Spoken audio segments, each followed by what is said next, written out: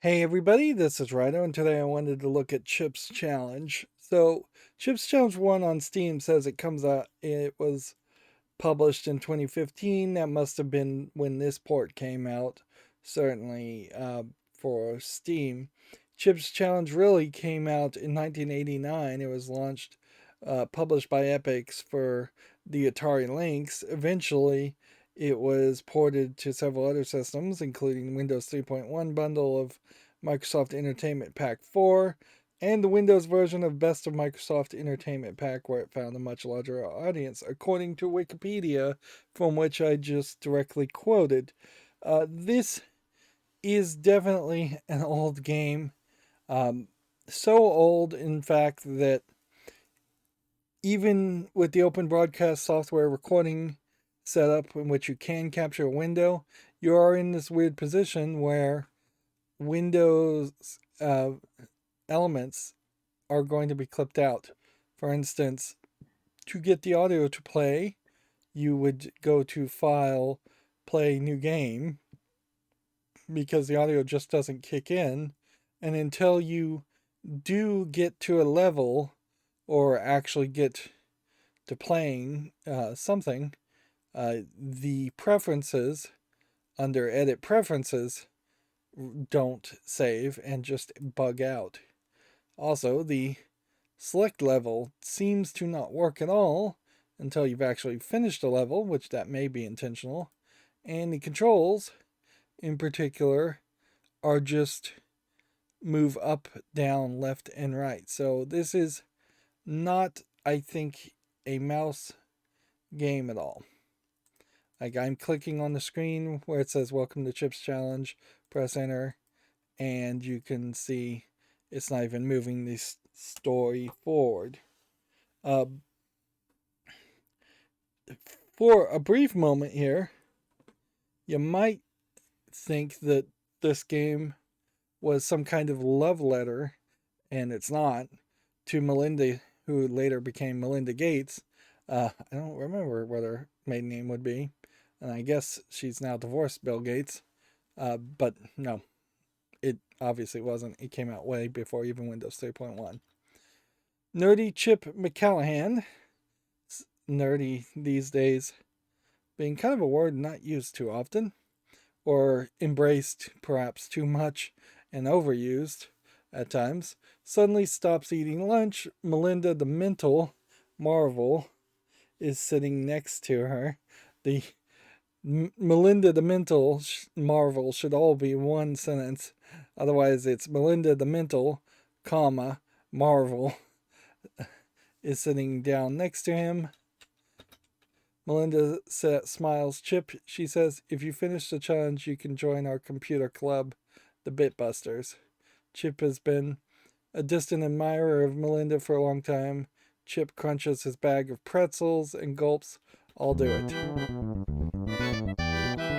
So, immediately, I'm going to have to turn down the audio.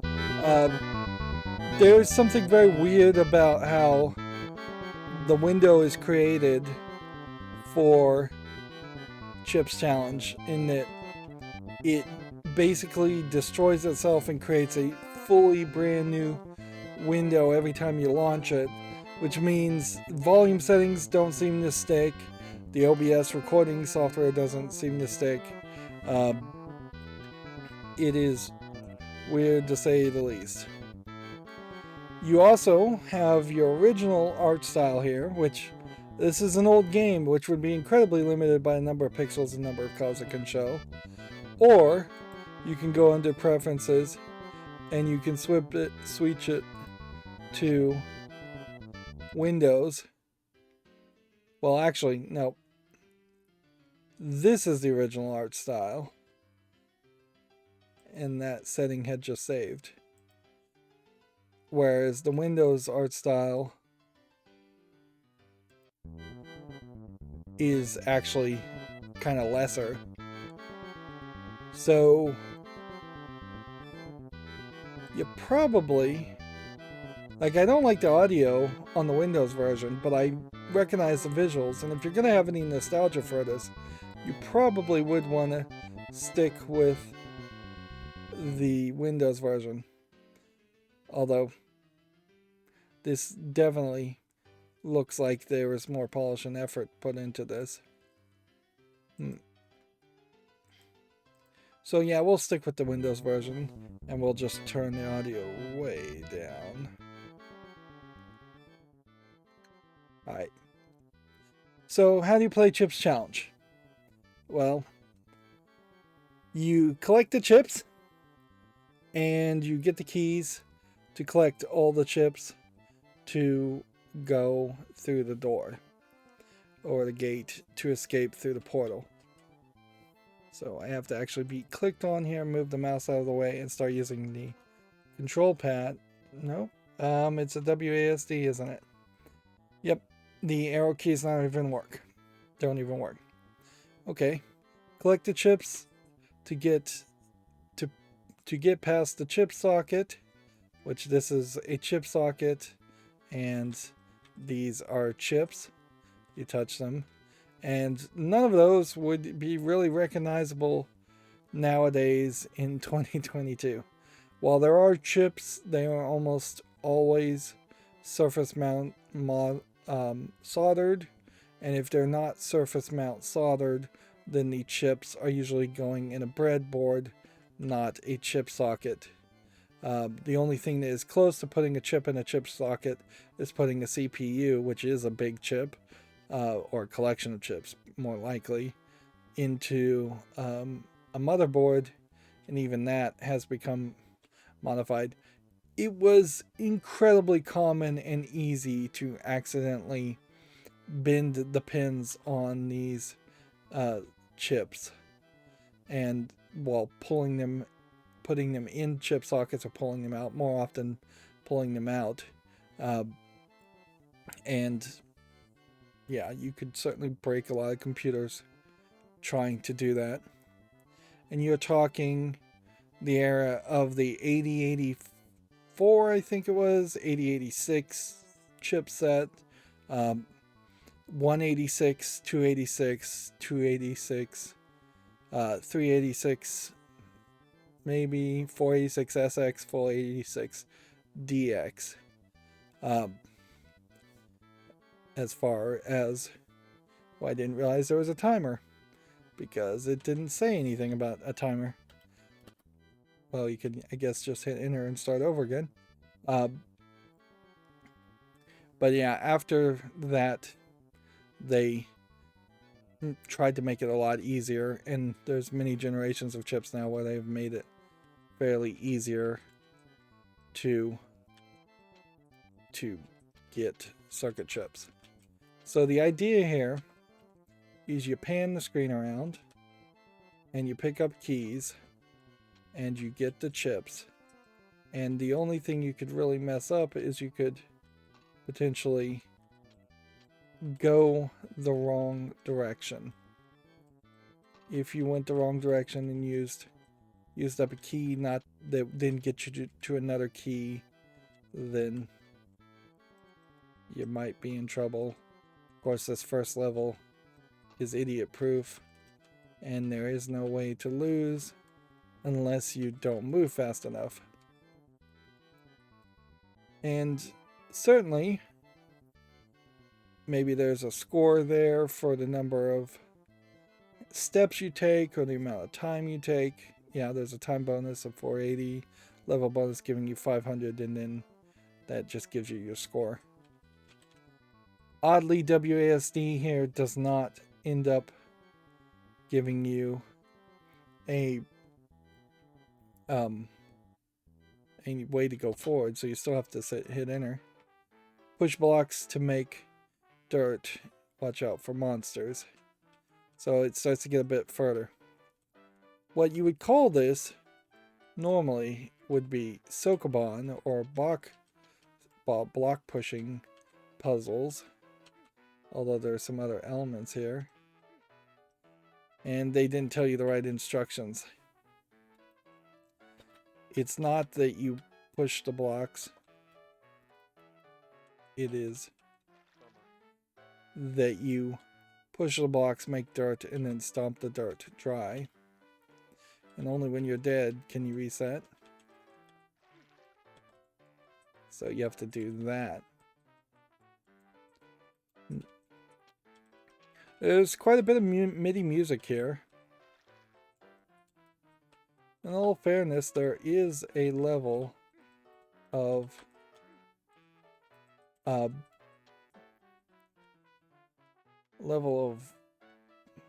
box pushing games that have come out since this, so it was in a some small way one of the early ones. And there is actually a lot of stuff here. Mango shoes for force floors, which is the green arrows. Fire shoes for fire floors, and flippers for water, cleats for ice. So, what this is effectively special keys for different paths. But once you have those shoes, you are safe to use those. And if you didn't use those, then you would just step on these tiles here and it would send you in circles. And you would just be stuck in a loop forever.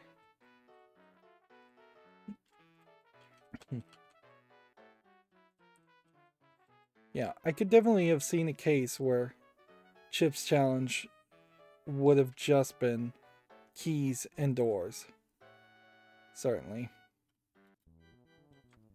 The blue button controls the tanks, the green button toggles walls. Sometimes things are hidden under blocks. This is where it is going to get a little crazy. Because you're effectively going to be encouraged to question whether there's some secret thing under these gray blocks, which I wouldn't be surprised if things under blocks actually means that it seems like everything would toggle here, but as long as you can stand on the switch, that's fine. I'm not sure you really need a sound effect the second you bump into a wall. And this is more than likely exactly the maximum amount of time. There's chips under each of these blocks. You can just barely see. And then just a, hey, let's make you lose. Which that obviously is not bad, not good game design to require you to have foreknowledge. But they are obviously stretching here to try and make the player spend as much time on this game and not realize that you could probably run through the whole thing in just a couple hours. Of course, that is going to boil down to what your level of determination is. Like, as somebody who wasted probably 12 hours cheating and playing Duck Hunt to get to level 99, I can tell you I learned exactly one thing. It was not worth it to try to get to level 99 on Duck Hunt. Getting through all the Chips Challenge puzzles is something that at best would be a personal decision, not something that anybody else is going to be impressed by. The red button controls the clone machines, the brown button opens traps. Alright, so the clone machine is going to shoot the other thing every time there's a ball. For that.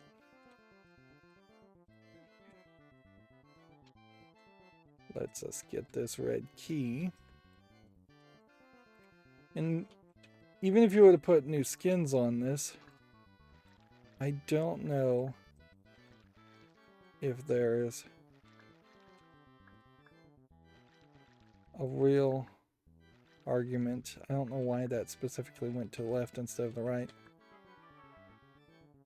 This game does have integrated Steam achievements, so that might tell you a reason to do that, but then of course that pops up a new window, and clearly this is some kind of new version to run the level files, new code. Blue walls may be fake, some invisible walls never appear. There can be extra chips. Alright. So, you gotta figure out a way to reach all of these. You're probably not gonna ever see a level much bigger than this.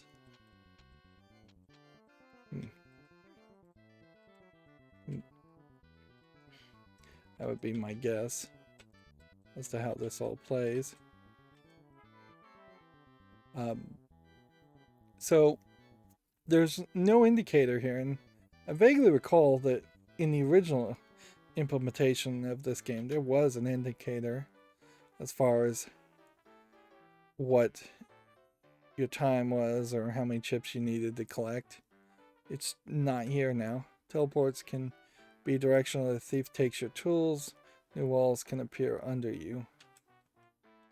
Alright, so this guy would give me fire boots, which if I went that way, okay, I think I see how this is gonna go.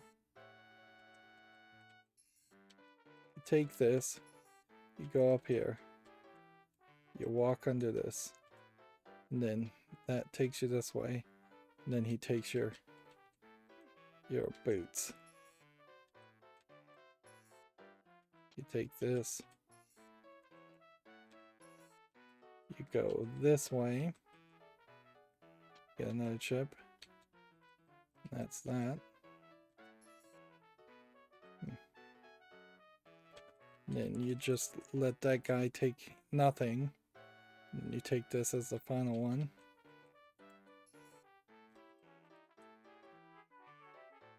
Yowzer, first try. The number pad enter key works. Monsters are stopped by dirt and gravel.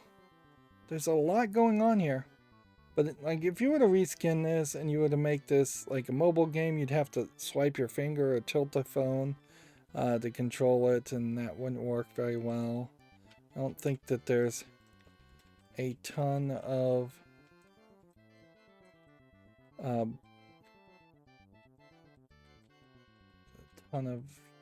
polish to this gameplay mechanic. If anything, it really just points out to me that I probably don't want to play even a very modern box pushing Sokoban style game. I think the idea here is you're supposed to just outrun this guy and get to the middle and do that, which depending on how fast your CPU was in the old days, that would be questionable whether every computer could play that way.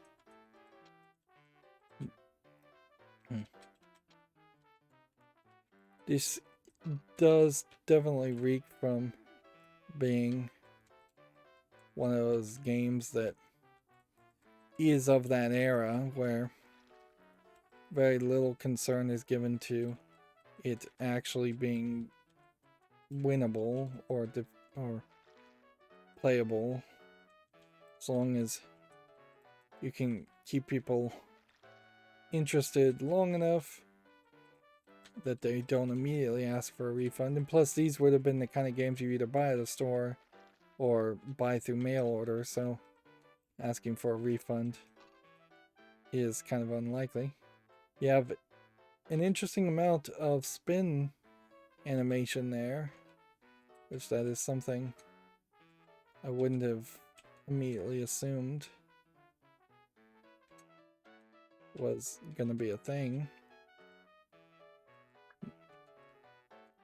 Alright. I have no keys. So we have to go up here. And I'm a little surprised. I kind of feel like I remember these original puzzles.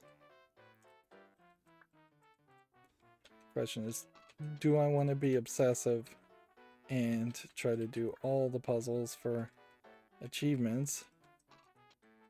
Or do I want to just do the tutorials and call it a day?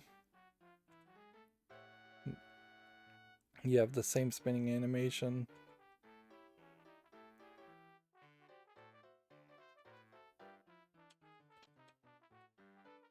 On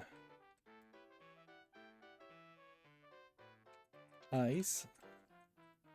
That says S.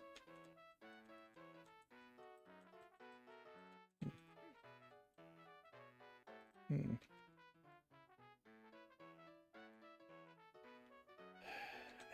think I can get through this.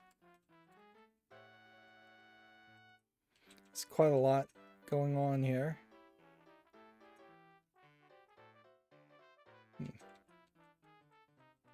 As far as puzzles, if we're still in the tutorial mode, although maybe we have finally graduated from that tutorial mode.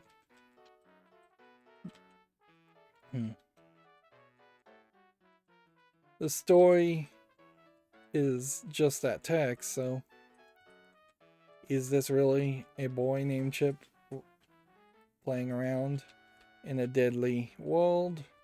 Or is this Chip controlling an avatar in a video game?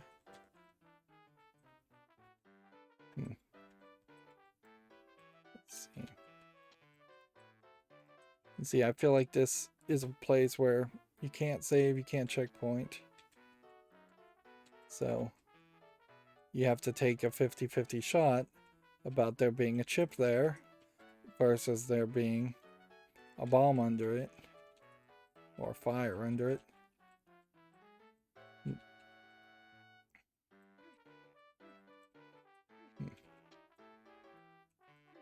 And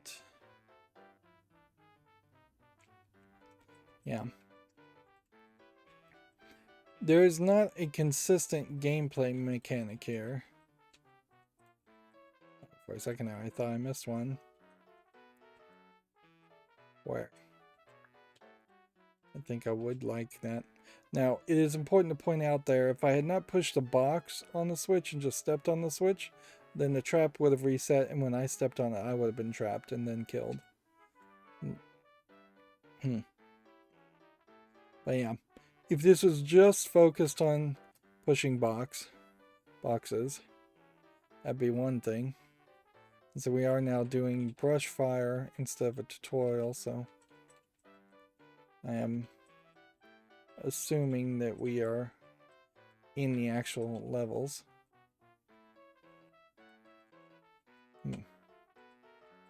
And I suspect what I'm supposed to do is just work my way through all of this. Unless there's a chip somewhere hidden. You may notice that there is a bug, and it has now chased me. And see, I didn't even know about the bug until it was practically too late.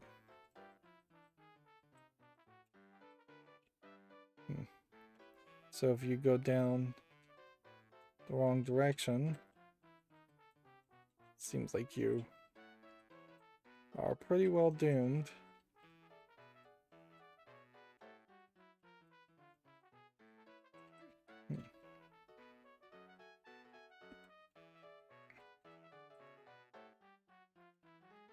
So at this point, this level goes in the exact opposite direction. There is no challenge here other than find your way through a maze. There's no interactive items, and the game was very quick to introduce a bunch of interactive items. So it's a little odd to introduce all of them and then remove them in favor of something that's fairly different.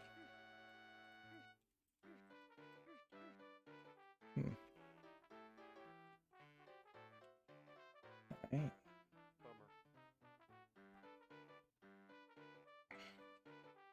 So we'll go this way. And then go down this way. Go down this way.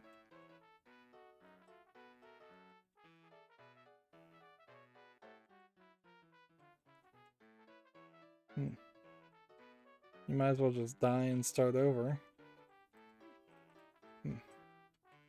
Is this randomized? I severely doubt it is.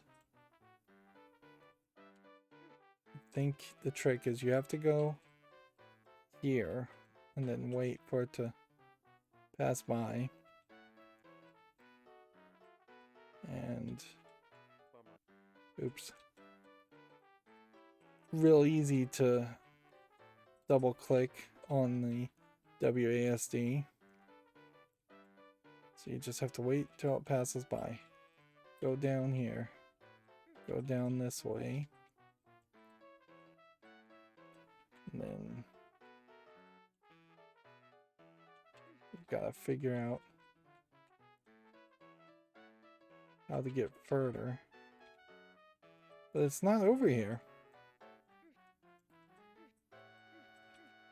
Unless there's a actual cube somewhere.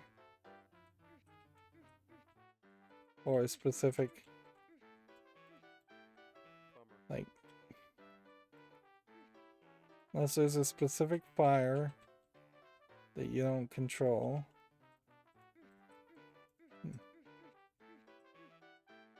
There's this real feeling of impossibility on this.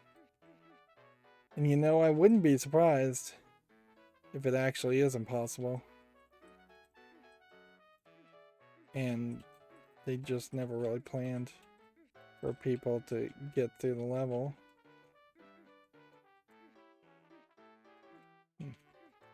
Just press against each one. I guess this would be a case where having the sound effect is necessary. Alright. Well, from this position we can see there's something down and to the right. How could we get up on that path?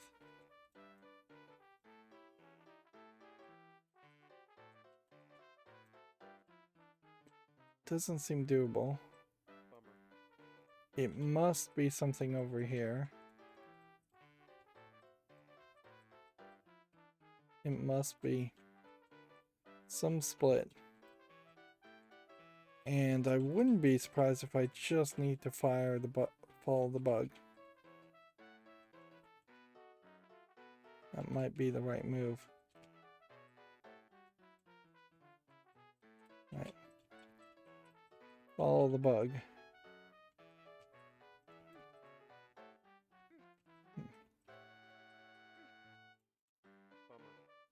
The bug, I think, does eventually get there. But there's probably a faster solution to just try and figure it out yourself.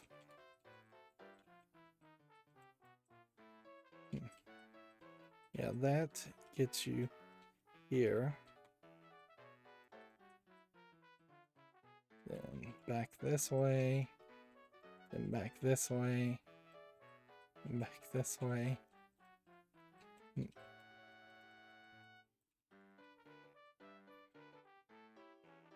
I'm a bit shocked and surprised on how bad and good this both looks.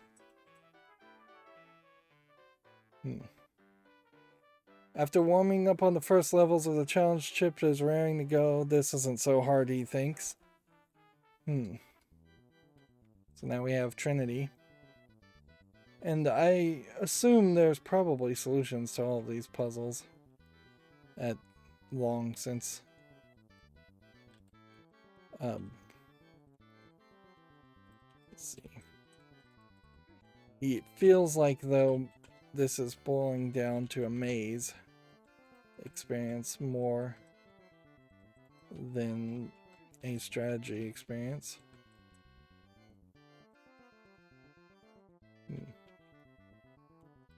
Which I could definitely see some players wanting that strategy experience and maybe a movement experience and not so much a maze experience. Whereas I could see other players wanting the movement experience. You can't walk on that. We'll see if we can die every way there is to die.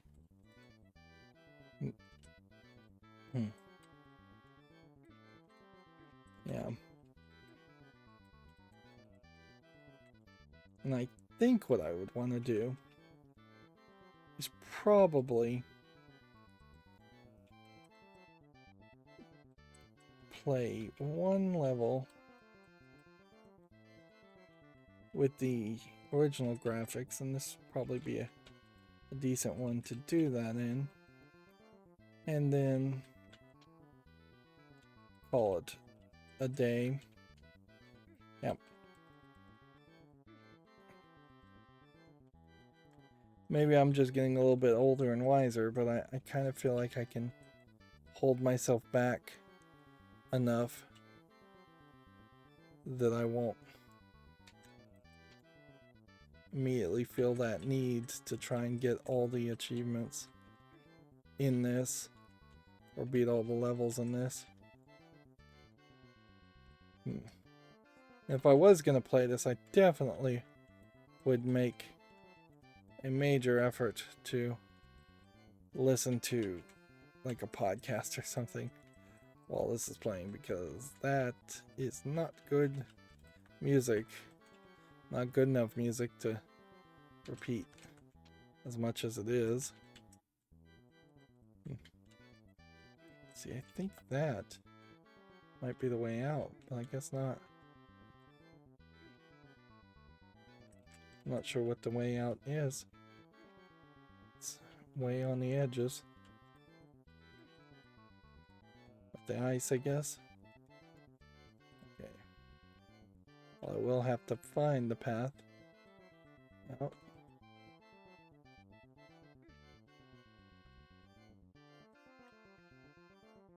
I guess because you have that timer with you, just always counting down, even though you don't see it,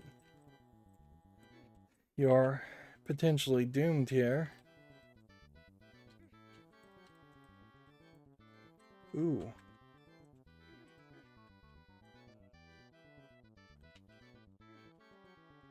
I am potentially doomed.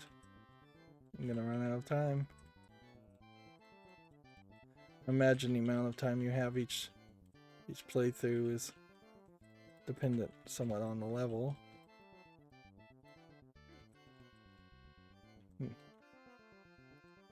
Go this way. Go this way. Then you've got to go this way. And then I'm hoping this is the right way.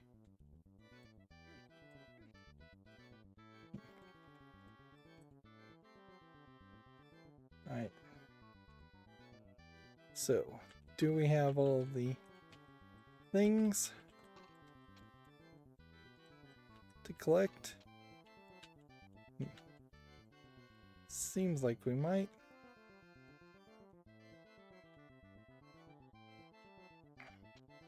That's one chip. Logically, it doesn't make the most amount of sense that his name is Chip and you're collecting computer chips. I personally, as somebody who is trained in IT and built a lot of computers, am glad that computer building is a lot easier, but I'm also glad that a lot fewer people are being encouraged to build computers. I don't like disposable electronics any more than the next person, certainly, but there has never been a major, like, acceptance increase as far as or I guess the right phrase would be a major reduction in the difficulty and danger of building computers. It's still fairly easy to short circuit things. Hunt. I assume the trick to this is that there's something chasing after me. Yep. And so you probably want to keep these guys on a short leash. And then you can possibly use that to your advantage later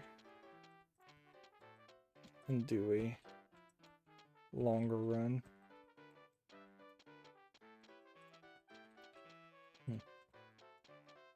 Or it might be a case that you really just need to find the exit, and collecting all these chips is just going to give you an insignificant amount of points, or maybe no points at all.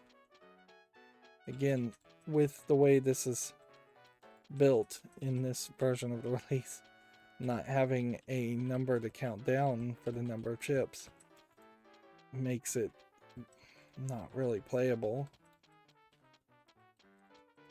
You definitely would have to have some nostalgia around this.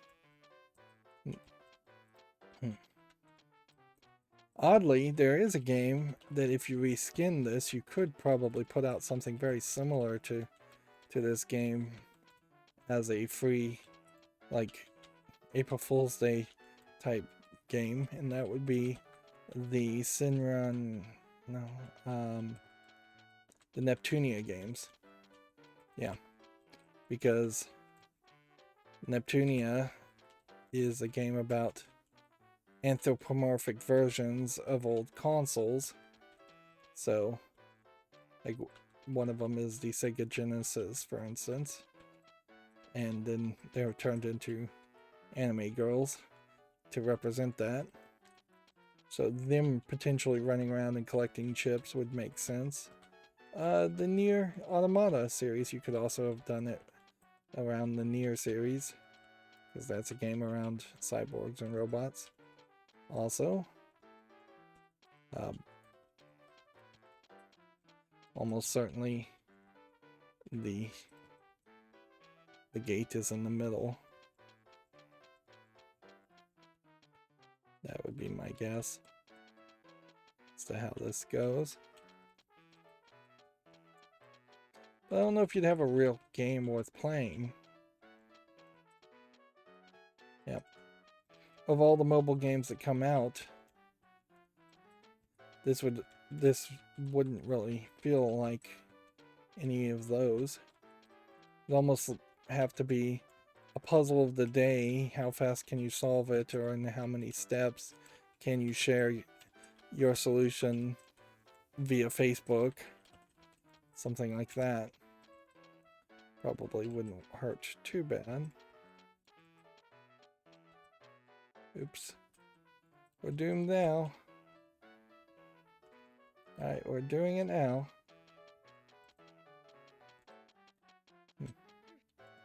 Nope, we've got to get everything.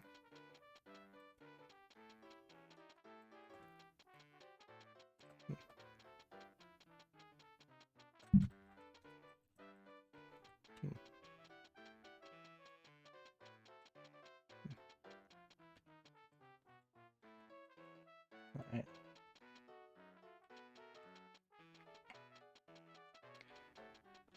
It's probably a better way to do this, but it's probably a decent way to just collect all these.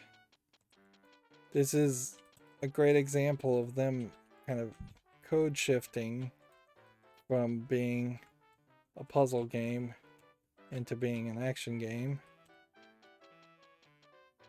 We collected enough of them. And yet it stopped. And I think that is kind of the perfect point to end this spotlight. I don't think, like, I'm not getting achievements fast enough that I think I would be able to get a bunch of them.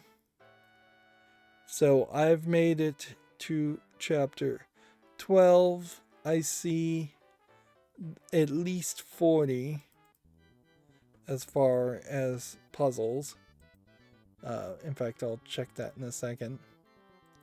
If I was to change this back to the original animation, though, you can see you have almost seizure-inducing animations in the original version, but that is way smoother looking. You have arachnophobic inducing spiders. Wait, how did I do this the first time? I went here. I'm sure I did. Then I went back this way. It has like this lean animation with the sound effect. Yeah, this is just so much better. This animation style. It's more deeper colors also.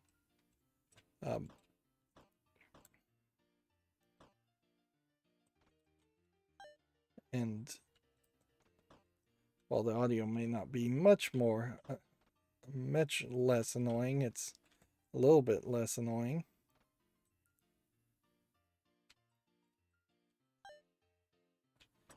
Sounds like you get a sound effect when you collect a key, and I'm not sure you actually do that in the Windows version. Definitely feels like there's more shading and effort and animation in almost every sprite. This is probably, oops, a good example of what a kid could probably program these days. Like, and that is certainly something that can annoy children, is that, like, they feel like they want to be video game programmers, but they don't realize that the number of people working on a video game that's like a AAA first person shooter is probably in the dozens, if not hundreds. Also, there's a lot of pre-bought assets where somebody is purchasing, licensing 3D models and 3D animations, and at least one or two people worked on each individual part of a 3D asset, and that's just not what you're going to program and make when you're learning programming. You're going to do something like Python and Pygame. You're not going to do something like using the Unreal Engine. You might slowly move as you learn programming into something like Unity for programming, and then even move or skip from Unity to Unreal Engine. But if you're a if you're learning programming in school, you're probably learning the rudimentary, elementary version of it to just understand the gameplay programming. And unfortunately, that also leads a lot of kids to think about wanting to just be game testers and just play video games for a living. And as a YouTuber who plays video games for a living, let me tell you, there's no money in it at all. It is a 1 in a billion chance that you'll become successful at that. And being a QA person is fine for a time, certainly. If you want to work a lot of hours for probably close to minimum wage, you can be a quality assurance person if you can actually be near a game company. Most of them won't let you do that remotely. Maybe they will in the future. But it isn't likely to be a career path or a stepping stone to any other job in making video games. That has nothing to do with the game I'm looking at here. I've just gone on a bit of a rant, which I think highlights my lack of interest in Chip Challenge. It's a nice little nostalgic throwback, but in reality, this is probably about as far as I ever got originally when I played Chip's Challenge, because it would have been a game I would have been playing, ironically, in school when I had 10, 20 minutes extra free time, not something that I would have sat down and spent a lot of time with. Instead, I would have been wasting time playing Duck Hunt for 12 hours trying to get to level 99, or playing a little bit more interactive games with controllers than this. Having just WASD is very, very limited here. But I do have to applaud for such an old game. It is surprising how much variety they were able to squeeze into it, but there is also no consistency to it. If this was a brand new game, I would definitely call it scatterbrained and just not well thought out. Anyways, I think we'll end the spotlight there. As always, I ask you to like, share, subscribe, comment, and watch every second of my videos. If you want a friend to follow me on any social media sites, there's a whole bunch of links down below. Thank you for watching. Have a good evening.